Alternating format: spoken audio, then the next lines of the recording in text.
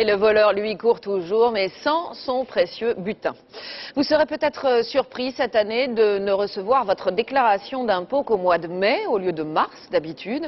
En fait, l'administration fiscale va utiliser ces 2 mois à pré-remplir les formulaires. Les éléments de salaire et de retraite seront déjà inscrits. Si vous constatez une erreur, ce sera à vous de la corriger. L'expérience a déjà été tentée en Ille-et-Vilaine avec succès. David Boéry, Delphine Paric-Miller. La traditionnelle course jusqu'à minuit pour déposer juste à temps sa déclaration d'impôt.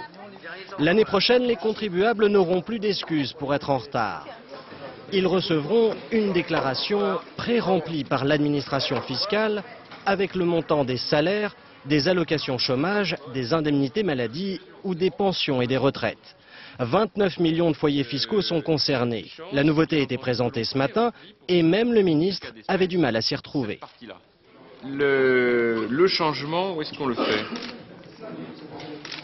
Ah bah oui, c'est une bonne question. Alors, je vais vous le dire. La nouveauté est en fait en page 2. Les informations données par les employeurs ou les organismes sociaux seront directement imprimées dans ce cadre. On les retrouve en page 3. Chaque contribuable devra ensuite vérifier les sommes. En cas d'erreur, il peut utiliser les cases vierges. Ce système a été expérimenté cette année en Ille-et-Vilaine avant d'être généralisé à toute la France. Et apparemment, il est techniquement au point.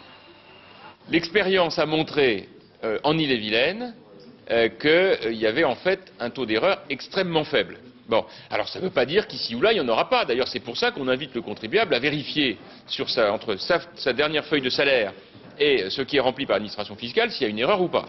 Une nouveauté qui demandera du temps à l'administration. 2 mois pour récupérer informatiquement toutes les données auprès des différents organismes.